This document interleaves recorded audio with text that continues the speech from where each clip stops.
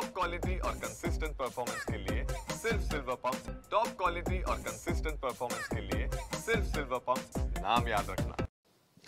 आमदार सुरेश धस यांचा कार्यकर्ता असलेला आणि भाजप पदाधिकारी असलेला सतीश उर्फ खोक्या भोसलेला बीड पोलीस सध्या शोधत आहेत।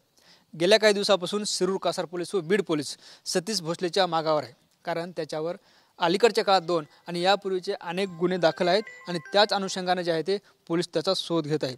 मात्र यात सकारात्मक बाब म्हणजे काल शिरूर कासार पोलिसांनी सतीश उर्फ खोक्या भोसलेची एक काळ्या रंगाची आलिशान गाडी या ठिकाणी जप्त केलेली आपण पाहतोय। ही गाडी रात्री 11:30 ते 12 वाजण्याच्या दरम्यान जप्त केली आणि ही गाडी नंतर शिरूर कासार पोलीस स्टेशनच्या आवारात आणून लावल्याचे चित्र आपल्याला या ठिकाणी पाहायला मिळतं। खरं तर एका व्यक्तीला बॅटने मारहाण झाल्यानंतर तो व्हिडिओ प्रचंड सोशल मीडियावर व्हायरल झाला आणि त्यानंतर सतीश भोसले महाराष्ट्रभर जे आहे ते चर्चेत आला होता आणि त्याही प्रकरणात गुन्हा दाखल झाल्यानंतर 19 फेब्रुवारी रोजी 22 गावातील ढाकणे पिता पुत्राला सतीश भोसले व त्याच्या सहकार्याने मारहाण केली। त्यानंतर या प्रकरणात 6 मार्च रोजी गुन्हा दाखल करण्यात आला आहे आणि तेव्हापासून सतीश भोसले जे आहे ते पूर्णपणे फरार आहे। पोलीस त्याचा शोध घेत आहेत, मात्र अद्यापपर्यंत सतीश भोसले आपल्याला पोलिसांना सापडलेला नाही। याच गाडीतून जे आहे ते सतीश भोसले सोशल मीडियावर रील करत होता, पैसे उधळतानाही आपल्याला पाहायला मिळत होता आणि एकंदरीत जे आहे ते गेल्या काही दिवसापासून सतीश भोसलेला पकडण्यासाठी पोलीस ॲक्शन मोडवर आहेत। त्याच्या घरी पोलिसांनी कारवाई केली, त्याच्या घरातून जे आहे ते वाढलेल्या प्राण्याचं मांस जप्त केले।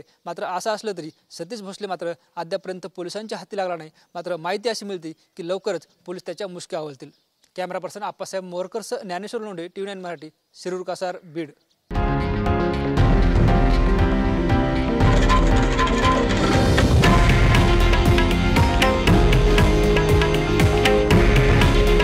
हे आहे देशातील नंबर 1 न्यूज नेटवर्क आणि आपण पाहत आहात TV9 मराठी। काळजी तुमची, हित महाराष्ट्राचं।